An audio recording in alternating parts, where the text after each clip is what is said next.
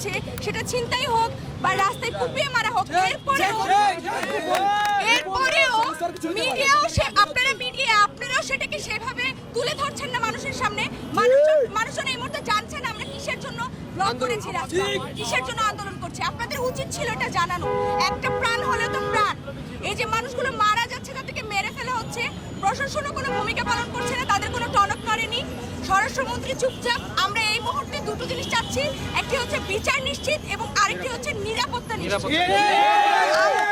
আমরা রাস্তায় বেরোচ্ছি, আমরা নিরাপত্তাহীনতায় ভুগছি। আগে শুধুমাত্র মোহাম্মদপুরকে বলা হতো যে ছিনতাইকারী রাখা, কিন্তু এই মুহূর্তে আমরা দেখতে পাচ্ছি আমাদের বাড্ডা থেকে শুরু করে দেশের কোন স্থানে কোন শিক্ষার্থী নিরাপত্তা বোধ করছে না। আমরা নিরাপদ বোধ করছি। জুলাই আন্দোলনে ছিল বিভিন্ন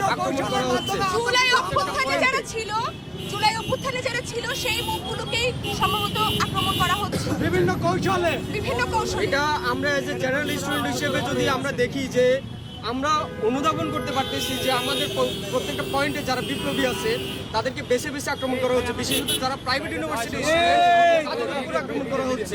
তো আমাদের যারা প্রশাসন আছে তাদের কেন এখন পর্যন্ত কোনো ইমিডিয়েট স্টেপ আমরা পাচ্ছি না, আমরা সেই জবাব চাই। আর আমরা এখানে এই যে প্রতিবাদ স্বরূপ আমরা যে ব্লক করতে এসেছি, দেখুন একটা ব্লক করলে কি করতে হবে, আমাদের চেইন করতে হবে, দাঁড়াতে হবে, রাস্তাঘাট আটকাতে হবে যাতে মানুষজন যেতে না পারে, তাহলেই তো টনক নড়বে। কিন্তু সেই জায়গা থেকেও আমি বলতে বাধ্য হচ্ছি প্রশাসনের দুর্বলতা দেখছি আমরা।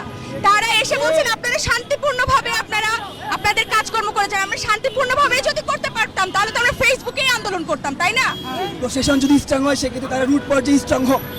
যেখানে শিক্ষার্থীদের উপর হত্যা করা হচ্ছে, তাদের উপর অ্যাটাক করা হচ্ছে, আমাদের এখানে সেখানে আওয়াজ তোলেনি, কিন্তু আওয়াজ তুলছে আমাদের এখানে এসে।